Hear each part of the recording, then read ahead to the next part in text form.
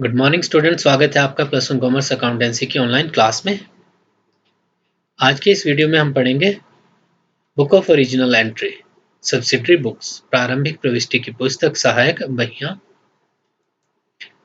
Learning objectives. End of this video you will be able to understand meaning of subsidiary books. सहायक बहियों का क्या अर्थ होता है वो आप जान पाओगे। Format and preparation of subsidiary books, सहायक बहियों का प्रारूप और उन्हें किस प्रकार से तैयार किया जाता है। Laser posting from subsidiary books, सहायक बहियों से खाता बही में खतौनी। परचेज बुक और परचेज रिटर्न बुक क्या है। क्रय बही और क्रय वापसी बही कैसे तैयार की जाती है ये हम जानेंगे। तो आइए शुरू करते हैं। सब्सिडरी बुक्स, सहायक बहियां। जब व्यवसाय छोटे आकार का होता है तो व्यावसायिक लेन देनों को लिखने के लिए जर्नल या रोजनामचे का उपयोग किया जाता है। परंतु जैसे जैसे व्यवसाय बढ़ता जाता है व्यावसायिक लेन देनों की संख्या भी बढ़ती जाती है और रोजनामचे के अतिरिक्त भी कुछ बहियां व्यावसायिक लेन देनों को लिखने के लिए तैयार की जाती हैं। उन्हें हम सहायक बहियां या सब्सिडरी बुक्स कहते हैं। When business transactions are recorded in different books on the basis of nature of transactions in place of one single journal, then these books are called the subsidiary books or the books of original entries. जब व्यावसायिक व्यवहारों को एक रोजनामचे में लिखने की अपेक्षा अलग-अलग प्रकृति के व्यवहारों के लिए अलग-अलग लेखा बहियां बनाई जाएं तो इन बहियों को प्रारंभिक लेखों की पुस्तकें या सहायक बहियां कहा जाता है। किसी व्यवसाय में कितनी सहायक बहियां बनाई जाएंगी यह उस व्यवसाय की प्रकृति एवं आकार पर निर्भर करता है। The numbers of subsidiary books depends upon the nature and size of business. अर्थात यदि व्यवसाय छोटे आकार का है तो व्यावसायिक लेन देनों को रोजनामचे में ही लिखा जा सकता है, परंतु जैसे जैसे व्यवसाय का आकार बढ़ेगा तो रोजनामचे के साथ साथ कुछ सहायक बहियों का उपयोग भी व्यवसाय में किया जाता है। सहायक बहियों की संख्या व्यवसाय की प्रकृति और व्यवसाय के आकार पर निर्भर करती है। अर्थात व्यवसाय का आकार अगर बहुत ज्यादा होगा तो ज्यादा सहायक बहियां या सब्सिडरी बुक्स हमें मेंटेन करनी पड़ सकती हैं। विभिन्न प्रकार की सहायक बहियां जो व्यवसाय में तैयार की जाती हैं। कैश बुक, रोकड़ बही। कैश बुक में नगद लेन देनों को लिखा जाता है। यह छोटे व्यवसायियों और बड़े व्यवसायियों दोनों के द्वारा तैयार की जाती है। परचेज बुक, परचेज बुक में उधार खरीदे गए माल का लेखा किया जाता है। Purchase return book, purchase return book में उधार खरीदे गए माल को जब हम किन्हीं कारणों से विक्रेता या सेलर को वापस करते हैं तो उसका लेखा फिर हम क्रय वापसी बही में करते हैं। सेल्स बुक, विक्रय बही, जब हम माल को उधार बेचते हैं तो उसे हम विक्रय बही में लिखते हैं। विक्रय वापसी बही, सेल रिटर्न्स बुक, जब हमारे द्वारा बेचा गया माल ग्राहकों द्वारा किन्हीं कारणों से हमें वापस लौटाया जाता है तो उसका लेखा हम विक्रय वापसी बही में करते हैं। Bills receivable book, bill of exchange, जिस पर हमें पैसा मिलना है अदर पार्टी से तो उसका लेखा हम प्राप्य विपत्र बही में करते हैं। उसी प्रकार बिल ऑफ एक्सचेंज जिस पर हमने पेमेंट करनी है दूसरी पार्टी को उसका लेखा हम देय विपत्र बही में करते हैं। जर्नल प्रॉपर, रोजनामचा विशेष, उपरोक्त सहायक बहियों के अलावा भी कुछ लेन देन ऐसे रहते हैं जिन्हें हम जर्नल में लिखते हैं और इस प्रकार से जो लेन देन जर्नल में लिखे आते हैं फिर वो जर्नल क्या बन जाता है, जर्नल प्रॉपर या रोजनामचा विशेष उसे हम कहते हैं।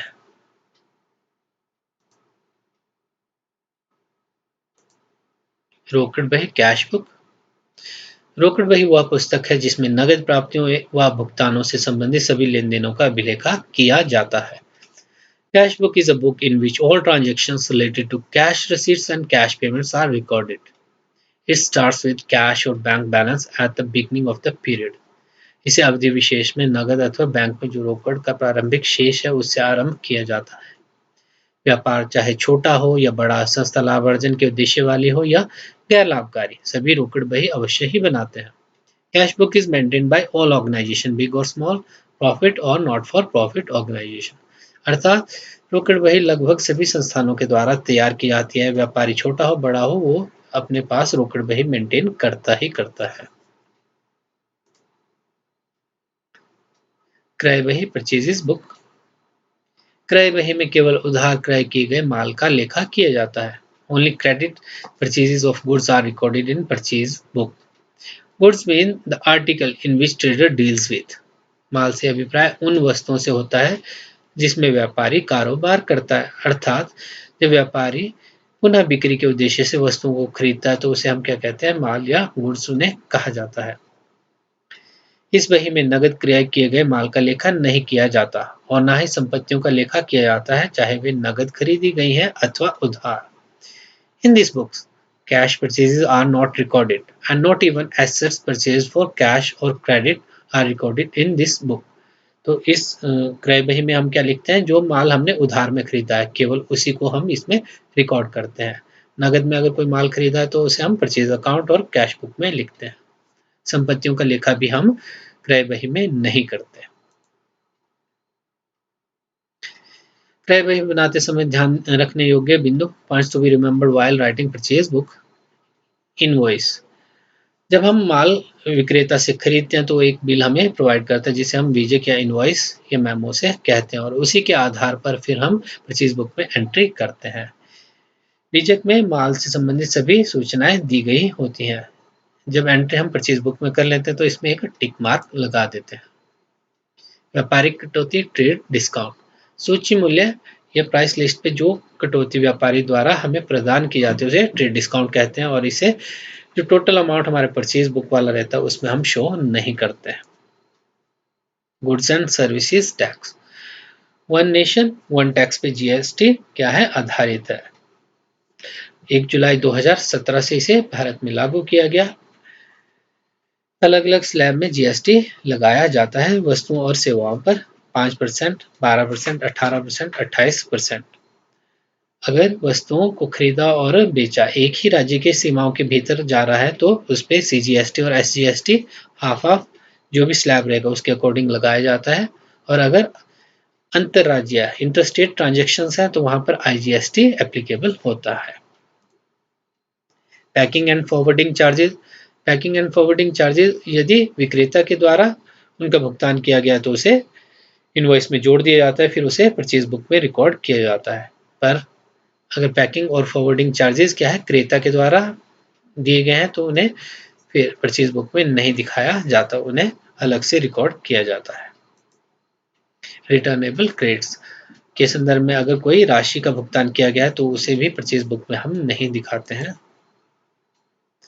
प्रति कीमत दिखाने के लिए एट द रेट इस वाले सिंबल का उपयोग किया जाता है।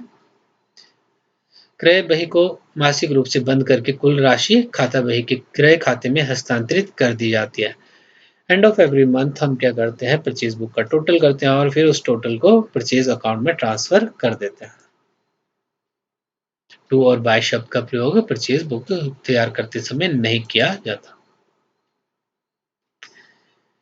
परचेज बुक का फॉर्मेट कुछ इस तरह से, डेट, फिर पर्टिकुलर वाला कॉलम थोड़ा बड़ा रहेगा, फिर आई नंबर, इनवॉइस नंबर ये रहेगा, फिर लेजर फोलियो और डिटेल अमाउंट और फिर जो टोटल अमाउंट जो परचेज अकाउंट में दिखाना है वो वाला कॉलम रहेगा। The following are the credit purchase of Messrs Ravi Book Depot for the month of May 2018. Enter them into purchase book and post them into the ledger। हमारे पास कुछ transaction दे रखे हैं मैसेज रवि बुक डिपो की, आपने इन्हें purchase book में लिखना है और फिर उससे लेजर में पोस्टिंग भी करनी है। एक साइड हमें डेट, दूसरी साइड हमें पर्टिकुलर्स दे रखे हैं। 2018 मई 5 को, फिर 10 को ट्रांजेक्शन हुई, 15 को, 25 को, 30 को और इसी के अकॉर्डिंग हमने क्या है परचेज बुक को तैयार करना है। तो सबसे पहले हम फॉर्मेट तैयार कर लेंगे। Purchase book, date, particulars, invoice number, ledger folio, detail amount और टोटल अमाउंट। अब सबसे पहले ट्रांजेक्शन हमारी 2018 मई 5 को हुई है और ट्रांजेक्शन क्या है, किससे सामान खरीदा है, रमा पुस्तक भंडार से। तो हम रमा पुस्तक भंडार का नाम यहाँ पर लिखेंगे और जो उससे सामान खरीदा गया है फिर वो देखेंगे। 100 कॉपीज हैं अकाउंटेंसी की और 50 कॉपीज हैं बिजनेस स्टडीज की। साथ ही हमें ट्रेड डिस्काउंट दिया है 10%, तो वो भी हम यहाँ पर दिखाएंगे घटाकर। तो 100 कॉपीज अकाउंटेंसी की एट द रेट 475 और मल्टीप्लाई करेंगे 475 को 100 से तो ये आ गया हमारा 47,500। उसके बाद 50 कॉपी या प्रतियां जो है बिजनेस स्टडी की हैं एट द रेट 320, इसे मल्टीप्लाई करेंगे 320 को किससे 50 से तो ये आ जाएगा हमारा 16,000। अब हम इसका टोटल कर लेंगे और उसके बाद जो ट्रेड डिस्काउंट है उसे हम लेस करेंगे, तो लेस 10% ट्रेड डिस्काउंट, तो ये आ जाएगा हमारा 6,304। जो डिटेल अमाउंट में हमने दो अलग अलग आर्टिकल खरीदे हैं उनका टोटल में से हम ट्रेड डिस्काउंट को लेस करके टोटल अमाउंट वाले कॉलम में दिखा देंगे। अगली ट्रांजैक्शन हमारी 10 मई को ही है। एक टाइपराइटर को क्या किया है, परचेज किया है। टाइपराइटर हमारे लिए संपत्ति है तो इसे हम परचेज बुक में नहीं दिखाएंगे। फिर आ गया 15 मई को, वंदना बुक डिपो मंडी से खरीदा है सामान, तो सबसे पहले हम लिखेंगे वंदना बुक डिपो और उसके बाद क्या सामान खरीदा है उसकी डिटेल हम लिखेंगे। 100 कॉपीज है और 50 कॉपीज, तो तारीख लिखी 15 और उसके बाद वंदना बुक डिपो मंडी यहाँ पर। उसके बाद 100 कॉपीज जो हमारे हैं वो लिखेंगे हम।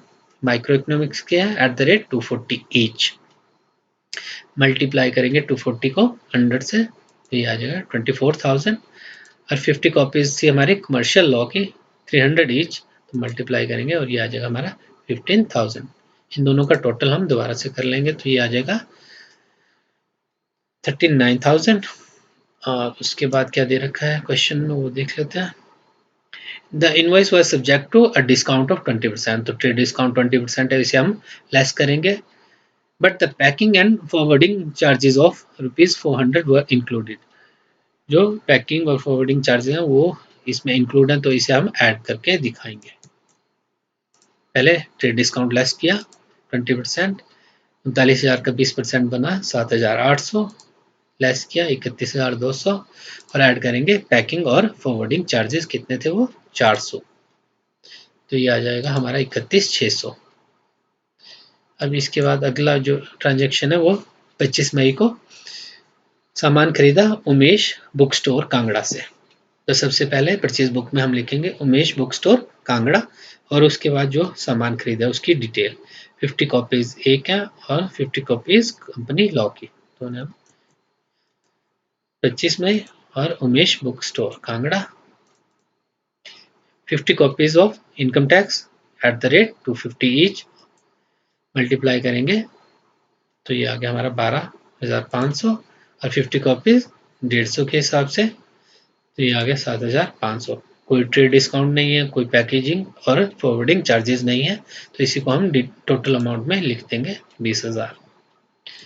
अगली ट्रांजेक्शन देखते हैं 30 मई को purchase from Jain book depot Panipat for cash, तो हमने पहले पढ़ा कि अगर नगद में खरीदा गया है कोई माल तो उसे हम कैश जो परचेज बुक है उसमें नहीं लिखेंगे, तो उसे हम परचेज अकाउंट में लिखेंगे, तो इसे हम यहाँ पर रिकॉर्ड नहीं करेंगे। और इसके साथ ही हम टोटल करेंगे परचेज अकाउंट डेबिट लिखेंगे सामने और ये आ जाएगा हमारा 1,08,750 रुपये। क्रय बही से खाता बही में खतियाना ledger posting from purchase book, posting in personal account, जब हम सामान खरीदते हैं तो एंट्री बनती है हमारी purchase account to vendors account, जब वेंडर्स के अकाउंट में हम पोस्टिंग करेंगे तो हम उनके क्रेडिट साइड में लिखेंगे और लिखेंगे बाय परचेज अकाउंट। और वैसे ही क्रय खाते में खतौनी परचेज बुक से जब हम परचेज अकाउंट में पोस्टिंग करेंगे तो हम लिखेंगे to sundries account as per purchases book, क्योंकि एंट्री जब हमारी परचेज की बनती है तो purchase account debit to vendor account, तो परचेज अकाउंट को हम डेबिट में लिखेंगे और लिखेंगे to sundries account as per purchase book. इसी को जो लास्ट क्वेश्चन है इसी की हम लेजर पोस्टिंग करते हैं। तो सबसे पहला था हमारा रमा पुस्तक भंडार, तो हमने अब इसकी कौन सी साइड में लिखना है डेबिट या क्रेडिट, हम लिखेंगे इसके क्रेडिट साइड में और लिखेंगे बाय परचेजेस अकाउंट, टोटल था 57,150 तारीख। फिर उसके बाद वंदना बुक डिपो, इसके खाते में भी हम क्रेडिट साइड में ही लिखेंगे और बाय परचेजेस अकाउंट और 31,600। अगला खाता था हमारा उमेश बुक स्टोर कांगड़ा, तो यहाँ पर भी हम क्रेडिट साइड में लिखेंगे और लिखेंगे बाय परचेजेस अकाउंट। एक और खाता हमारा जो बनेगा वो परचेजेस अकाउंट। परचेजेस अकाउंट में जो हमने नगद में सामान खरीदा वो लिखेंगे हम। तो कैश अकाउंट जो 30 मई को था, और जो परचेज बुक का टोटल है वो लिखेंगे हम to sundries account as per purchase book. तो 1,08,785 हमारा बना। तो इस तरह से हम परचेज बुक से खाता बही में खतियाएंगे या पोस्टिंग करेंगे। क्रय बही तथा क्रय खाते में क्या अंतर है? क्रय बही जर्नल का एक उपविभाजन है एवं क्रय खाता खाता बही का ही एक अंग है। यानी कि जब व्यवसाय बढ़ जाता है तो कुछ ट्रांजेक्शन्स के लिए हम अलग से बहियां लगाते हैं, तो उसी में एक परचेज बुक भी हमारी रहती है, जबकि परचेज अकाउंट लेजर में बनाया ही जाता है।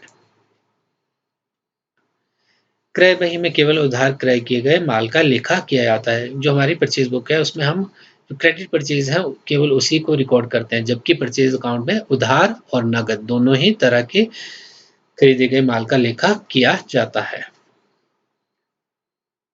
क्रय बही तथा क्रय खाते के प्रारूप में अंतर रहता है। जो क्रय खाता रहता है वो टी शेप में बनाया जाता है और डेबिट और क्रेडिट पक्ष उसमें रहते हैं।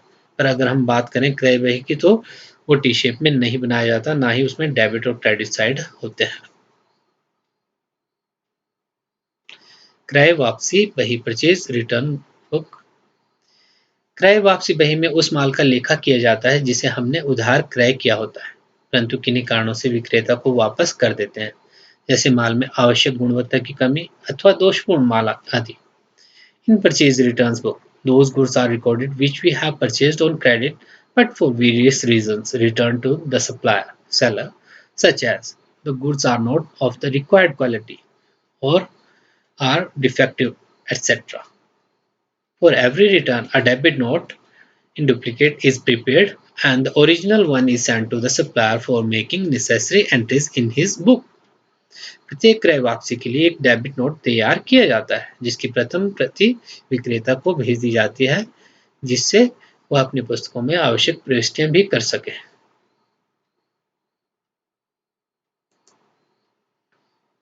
क्रय वापसी बही का फॉर्मेट यहाँ पर जो परचेज बुक की तरह ही फॉर्मेट रहेगा, बस एक डिफरेंस यहाँ रहेगा, इनवॉइस नंबर की जगह जो डेबिट नोट नंबर हम यहाँ पर बनाएंगे कॉलम।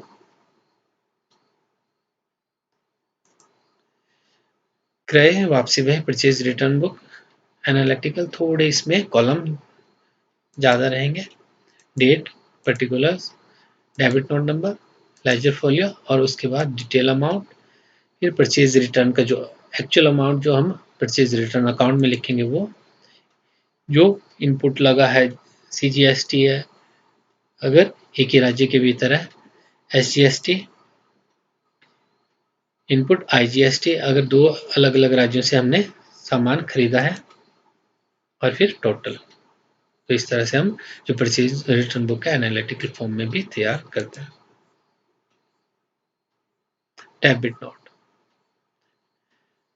जब क्रेता के द्वारा विक्रेता को माल वापस किन्हीं कारणों से भेजा जाता है तो एक डेबिट नोट तैयार किया जाता है और वो उसका फॉर्मेट कुछ इस तरह से दिखाई देता है।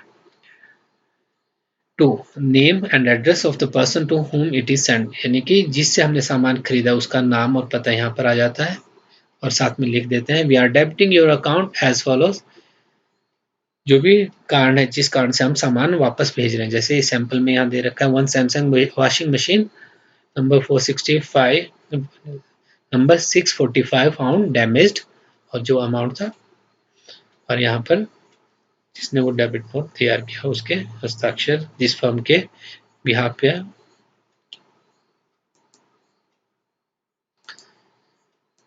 क्रय वापसी बही बनाते समय ध्यान रखने योग्य बिंदु, points to be remembered while writing purchase book, returns book. नाम की चिट्ठी डेबिट नोट, जब क्रेता के द्वारा विक्रेता को माल वापस किया जाता है तो एक डेबिट नोट तैयार किया जाता है, डुप्लीकेट में से तैयार किया जाता है। जो फर्स्ट कॉपी रहेगी वो सेलर या सप्लायर को दे दी जाती है। विशेष छूट, कई बार क्या रहता है कि जो माल हमने खरीदा है उसमें थोड़ी बहुत टूट फूट है, या फिर उसकी मात्रा में कमी है, या फिर जो वजन है वो कम आया है, या फिर रेट थोड़े ज़्यादा लग गए हैं, तो इसकी सूचना हम किसे सेलर या सप्लायर को दे देते हैं और माल को वापस नहीं करते, परंतु उसके एवज में हम उससे कुछ छूट प्राप्त कर लेते हैं, तो उसको भी हम परचेज रिटर्न बुक में ही दिखाते हैं। गुड्स एंड सर्विसेज टैक्स को जो रिटर्न किया जा रहा है माल, उस पे जो जीएसटी लगना है उसे परचेज रिटर्न बुक में भी शो करेंगे हम। पैकिंग एंड फॉरवर्डिंग चार्जेस को हम कंसीडर नहीं करते हैं रिटर्न के टाइम में। ट्रेड डिस्काउंट को जो हमारा माल की लागत है उसमें से घटाकर परचेज रिटर्न बुक में दिखाते हैं। Prepare purchase book and purchase return book of Messrs Kamala Electronics Delhi from the following particular. Delhi की कमला इलेक्ट्रॉनिक कोई फर्म है, उसके लिए हमने क्या बनानी है, क्रय बही और क्रय वापसी बही, जो हमारे पास ये डिटेल्स दे रखी हैं। तो इसके लिए हम एक फॉर्मेट तैयार कर लेंगे, इसका परचेज बुक का एनालिटिक फॉर्म में date, particular, invoice number, ledger folio, detail amount, purchase के लिए जो परचेज अकाउंट में आएगा, इनपुट सीजीएसटी, जब भी हम सामान खरीदते हैं तो उस पर हम टैक्स देते हैं, तो उसे हम इनपुट सीजीएसटी, अगर एक ही राज्य के भीतर है तो इनपुट सीजीएसटी और एसजीएसटी, अगर दो राज्यों के मध्य सामान खरीदा और बेचा गया है तो इनपुट क्या रहेगा, आईजीएसटी हमारा रहेगा। तो उसके लिए अलग अलग हम कॉलम बना लेते हैं। अब सामान क्या खरीदा, 2017 अगस्त 5 को, purchase from message Ramakant Delhi. अब खरीदने वाली फर्म भी दिल्ली की है और बेचने वाली भी दिल्ली की है, तो ये कौन सी होगी, इंट्रा स्टेट, यानी कि एक ही राज्य के भीतर सामान का खरीदना, तो यहाँ पर सीजीएसटी और एसजीएसटी लगेंगे। 20 टेलीविजन हमने खरीदे हैं और 15,000 का हर टेलीविजन है, और 5 डीवीडी प्लेयर खरीदे हैं और डीवीडी प्लेयर कितने का है, 10,000 का। ट्रेड डिस्काउंट 10% है, तो इसे हमने परचेज बुक में रिकॉर्ड करना है। 2017 अगस्त 5, पहले तो फर्म का नाम लिखा, मैसेज रमाकांत दिल्ली, जो इनवॉइस नंबर है 6,780 है, 20 टेलीविजन 15,000 की दर से, तो ये बना हमारा 3 लाख, और 5 डीवीडी प्लेयर 10,000 के हिसाब से, तो ये 50,000, टोटल आ गया हमारा 3,50,000। इसमें से हम ट्रेड डिस्काउंट को लेस कर देंगे, तो 10%, ये आ गया हमारा 3,15,000। अब इस पे क्या लगना है, जीएसटी लगना है। जो एक ही राज्य के भीतर जीएसटी लगेगा वो दो पार्ट में लगता है हमारा, सीजीएसटी और एसजीएसटी। तो खरीदने वाली फर्म दिल्ली की है और जिससे सामान खरीदा गया वो भी फर्म दिल्ली में ही है, तो यहाँ पर हम सीजीएसटी और एसजीएसटी 99% के हिसाब से लगाएंगे। एड सीजीएसटी और एसजीएसटी, 3,15,000 का 9% 28,350 बन रहा है, और वैसे ही एसजीएसटी भी इतना ही बन रहा है। जो परचेज अकाउंट में लिखेंगे हम वो 3,15,000 लिखेंगे। जो इनपुट सीजीएसटी है वो 28,350 और इनपुट एसजीएसटी है वो 28,350, जो टोटल हमारा बन रहा है वो 3,71,700। अगली जो ट्रांजेक्शन है हमारी अगस्त 7 की है, two television return to Messrs Ramakant. दो टेलीविजन क्या है, हमने रमाकांत जो फर्म थी उन्हें वापस किया, क्यों, क्योंकि फाउंड डिफेक्टिव, उसमें कुछ खराबी थी, और उसके लिए हमने एक डेबिट नोट भी तैयार किया है 211 नंबर। तो इसे हम परचेज बुक में ना लिख के परचेज रिटर्न बुक में लिखेंगे, तो इसे अभी छोड़ देते हैं। अगला है 20 अगस्त को, बॉट फ्रॉम मैसर समय इलेक्ट्रॉनिक्स, और हरियाणा की ये फर्म है, यानी कि इंटरस्टेट यहाँ पर परचेज हुई है, तो यहाँ पर आईजीएसटी एप्लीकेबल रहेगा। इनवॉइस नंबर है 1011। 10 वॉशिंग मशीन खरीदी है 5,000 के हिसाब से, और 5 टेलीविजन 25,000 के हिसाब से। ट्रेड डिस्काउंट 5% मिला है। तो पहले तो हम फर्म का नाम लिखेंगे 20 अगस्त को, और फर्म है मैसर समय इलेक्ट्रॉनिक्स हरियाणा। इनवॉइस नंबर लिखा हमने 1011, और उसके बाद जो सामान लिया है वो 10 वॉशिंग मशीन 5,000 के हिसाब से, और 5 टेलीविजन 25,000 के हिसाब से। टोटल 400 और 125 बना हमारा 1,75,000। ट्रेड डिस्काउंट भी है, तो ट्रेड डिस्काउंट को हम लेस कर देंगे, तो 1,75,000 का 5% बना 8,750, टोटल आ गया 1,66,250। अब इस पे जीएसटी लगेगा और इंटरस्टेट है तो यहाँ पर आईजीएसटी हम लगाएंगे और 18% हमारे पास रेट दे रखा है क्वेश्चन में आईजीएसटी। तो हमने एड आईजीएसटी किया 1,66,250 का 18% 29,925।